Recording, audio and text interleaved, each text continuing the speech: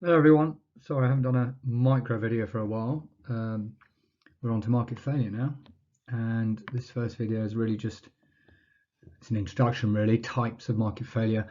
We'll be covering all these in sketchily, and there'll be videos looking at each of those in more detail. Next slide. So some definitions. What is market failure? The market fails to allocate resources efficiently. This can occur both at a market and a societal level. So you're used to having, a supply and demand diagram at the moment, and where they meet, PQ, that's basically, where if demand equals supply, invisible hand doing its thing, that's efficient. What we're essentially saying with market failure is, what if that doesn't happen? And we're going to see lots of examples of that. And this dead weight loss concept is one where, if we're not at this point here where supply equals demand, and you'll see this later on in the video, we have a situation where we're at a different level of output where there is dead weight loss, as it says here, the loss in total surplus, consumer surplus plus produced surplus, or societal social welfare, due to market failure, or as we will see later, government failure. That's coming a lot later. And it says here, recap, subsidy and tax diagram. I think what Miss Fujiwara means here is, if I say put a tax on here, so that's now S2, and we're now a new equilibrium here. It's not very good, is that line? So this new equilibrium is P2, say Q2, that's 1. Then what this tax has done is moved the equilibrium, which is now here, away from the optimal one, which is here. So I suppose E1 is here, allocative efficient, and E2 is here, allocatively inefficient. And we're going to see a lot more of that in the future. Next slide.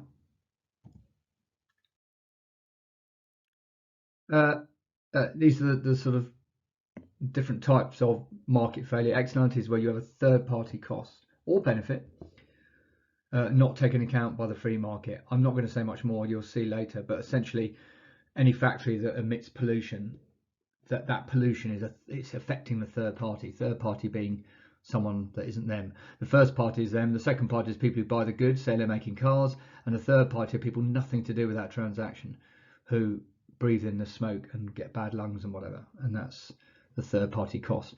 Works with third party benefits. So if you go to university, you're the first party, the university is the second party, and the third party is anyone out there in the economy that in the future will benefit because you got educated. You did that for yourself and the university were happy to do it, but there's some third party benefit. Public goods, they suffer from the free rider problem due to their non-excludable nature. And these are the two phrases you're going to learn: non-rivalrous and non-excludable. Non-excludable being the key one. There are certain goods, and we'll come back to it later, where you simply can't exclude anyone from consuming them. And if you can't exclude someone, how do you charge them? So the market fails. Information gaps exist when either, not necessarily one or the other, or always one rather than the other, either buyer or seller does not have access to the information needed for them to make a fully informed decision.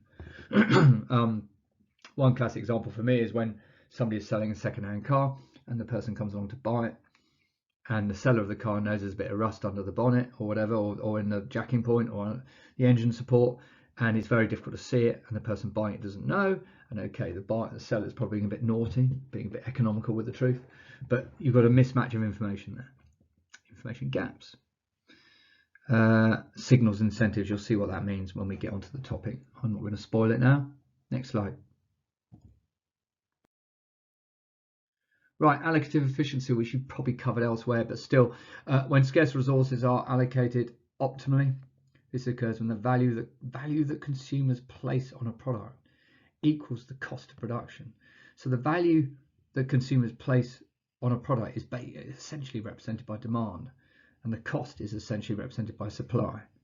Or another way of thinking it is the price that consumers are prepared to pay. That represents how much, the value they place on the good, and MC literally means marginal cost. So at the margin, the cost of production. This is another way of doing it. MPC and MPB you're going to see when you do externalities. MPC is the marginal private cost, private to the firm essentially. It's basically MC, but put a P in there just to distinguish it. because you're going to look at social cost as well. Marginal private benefit is essentially the benefit at the margin in private to the individual. Now, social efficiency, when externalities are present, we also need to evaluate whether the market is being efficient from a societal perspective. Rather than trying to maximize total surplus, the objective is to maximize social welfare. And I've added this to the slide, MS equals MSB. So it's not good enough just to do MPC and MPB, because there's some external cost and you add the external cost to the private cost to get the social cost. And so we need to allow for all of that, any external costs that you can add to the marginal private cost, and any external benefits that you can add to the private benefit. And when you put all of that together, you get the total cost of society at the margin, marginal social cost, and the same for benefit, and you make those two equal, and then that is our socially optimal level of output. Social welfare, an efficiency measure that takes into account, I've just said that, all economic agents, first and third parties, and second, I suppose, important when we discuss externalities, which we will see soon. Next slide. So this is sort of repetition, this slide. We've already talked about externalities and public goods and information gaps.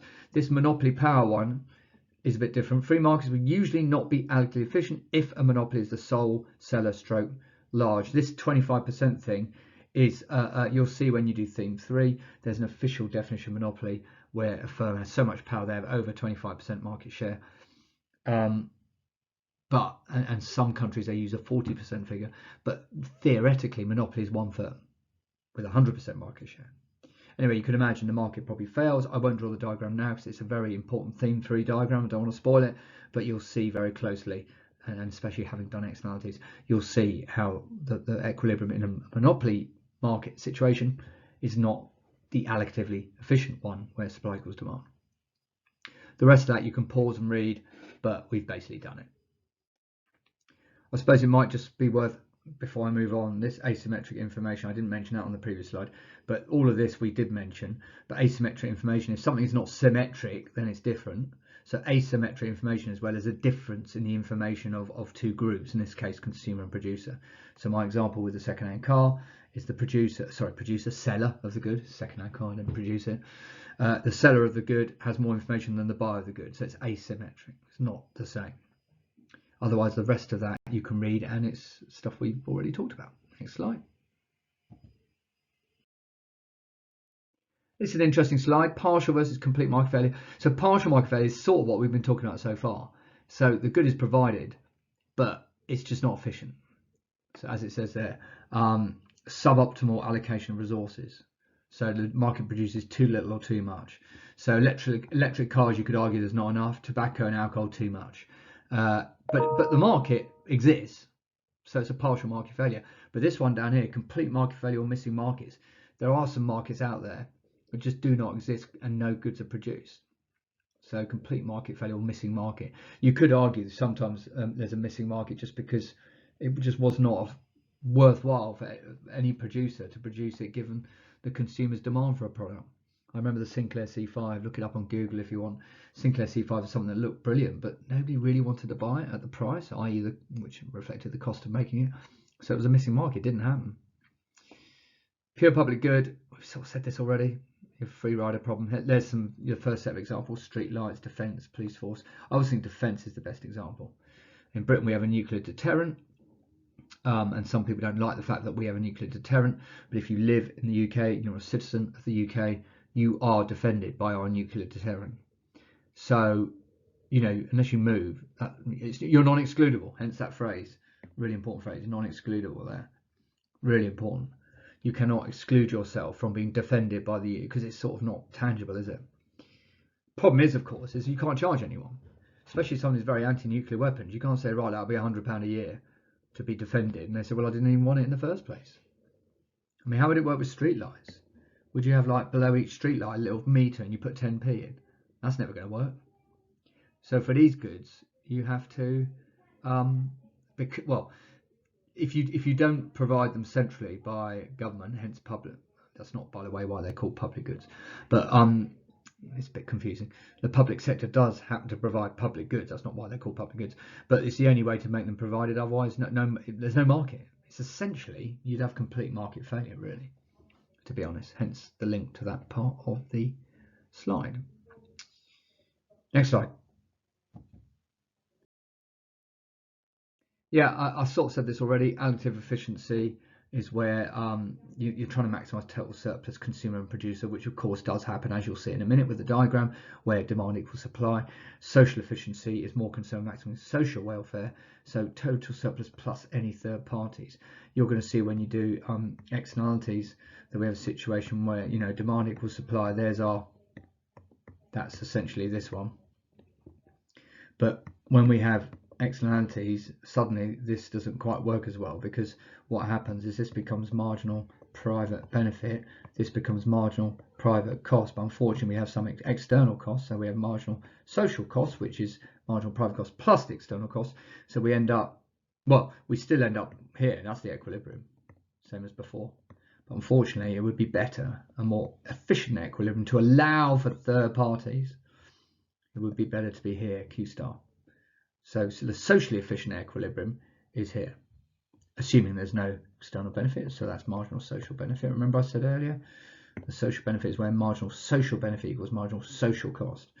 So that is the socially efficient equilibrium, or socially efficient level of output Q star.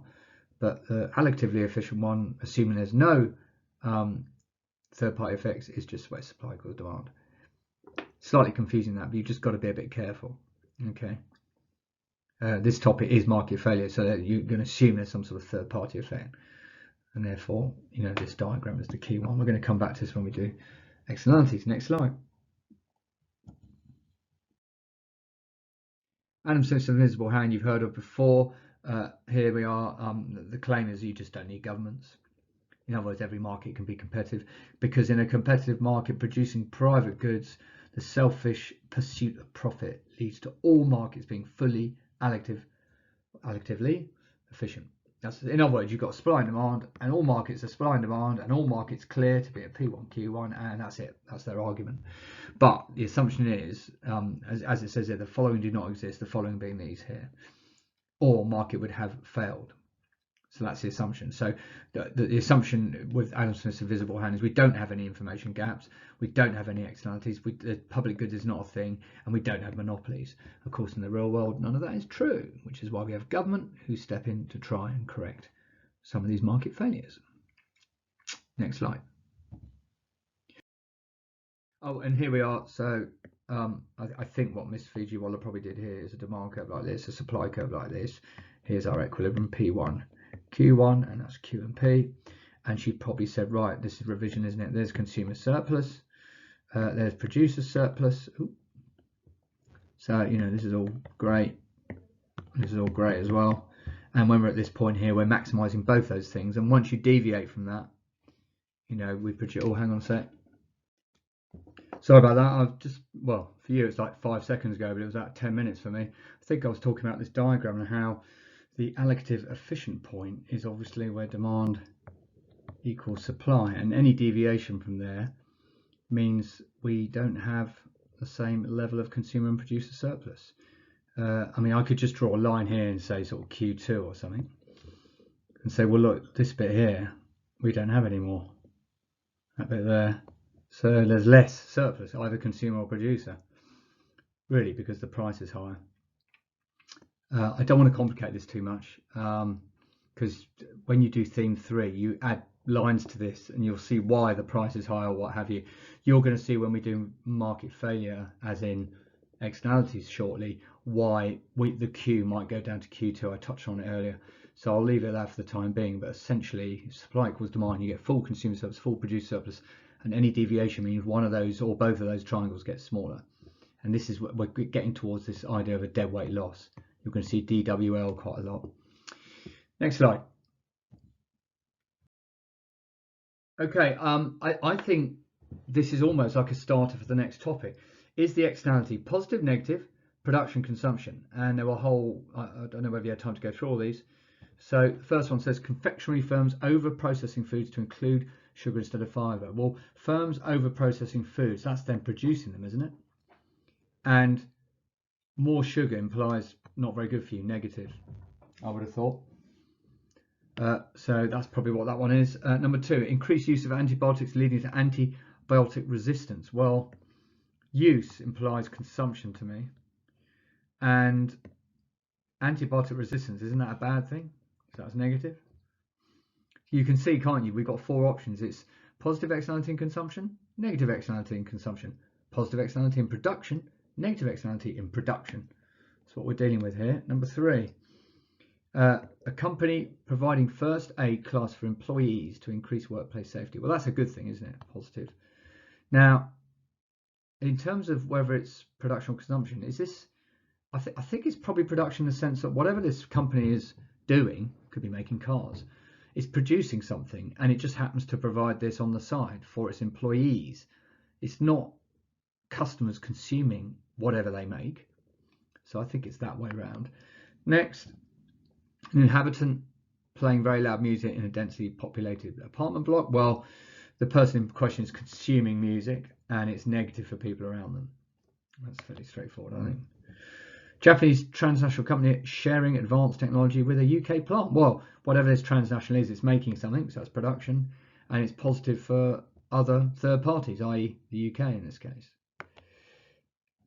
And finally, low interest student loans, enabling a greater number of students to attend higher education. Now, this is classic, and you're going to see this when we do positive externalities. This is a good thing because students going to university and getting better educated is better for other people, third parties. I'll explain the details later. And they are consuming the education, not producing it. They are the customers, as it were. Okay, next slide. Now, we're on 16 minutes. Tempted to skip this, but I'll just flick through the slides. I'm not going to stop and read all this out, but it's something about Heathrow. And you can see we've got 3 questions here, which come in the next 2 slides. Explain to you costs that the owners of Heathrow Airport would have to pay if a third runway was built. Well, I mean, you've got to build it, construction costs, and there's probably going to be some legal and administrative stuff. This, I think, was all in the, there were some hints in the text. 2, cost to society. The Heathrow would not have to pay if a third runway were built. Noise pollution, for locals especially, perhaps more road traffic locally. Increased journey time. Because of road congestion for Heathrow workers and passengers in and out of the area. So that's reasonably straightforward. And then on the last slide, using the extract in your own knowledge, evaluate whether the benefits of expanding Heathrow Airport would outweigh the cost. This is, you've probably heard this phrase just on the news or in papers. Cost-benefit analysis is the phrase that's often used. So you're trying to make a decision as a government or even a private sector firm. Should we build a third runway? And we say, well, here are going to be the good things and here are going to be the bad things, and we've got to try and weigh them up. And it's actually really difficult because I suppose the only way to weigh them up is to put some sort of numerical, cost or benefit, in terms of pounds. But you're guessing quite a lot of the time. So, benefit, customers, tourists can go to newer destinations, more connecting flights, frequent flights, cheaper flights. That's all good, isn't it? Business customers, air freight, transport costs. Stuff like that, importing raw materials. Workers, there's going to be jobs at Heathrow. Construction on site once it's built, flights, local hotels, local economy generally, multiplier maybe. And producers of the third runway, Heathrow, is a company that for the airline, well not the airline, sorry, the airport, their profits might go up. Construction firms that are involved will make money as well. But we have costs. Heathrow might overestimate the benefits due to information gaps, over allocation of resource to Heathrow. What if we didn't need the third runway? The actual literal cost, you've got to build it, you've got to upgrade infrastructure, you've got to reroute traffic during construction. All those are actual costs. That's the marginal private cost as opposed to the marginal social cost, or external cost rather.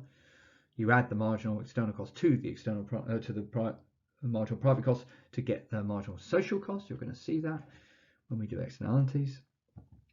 Oh, and there's externalities, the third-party effects, air, noise, especially for the locals, visual, greater risk of stress maybe, road congestion we've mentioned already, and cost to businesses. Are there airports who lose out? Will Gatwick lose out? So what you have to do is you have to look at everything on the left and everything on the right. You've got to try and put numbers on all these things and then say, right, is it worth building the third runway. By the way, it's not really in the news at the moment, but this has been an ongoing dispute for over 10 years, I'm going to say. Heathrow, there is no plan at the moment to build a third runway at Heathrow, but there's been talk about it for so long. Anyway, that's the last slide. We're just about bang on 20 minutes. Next, X90. Speak to you soon. Bye.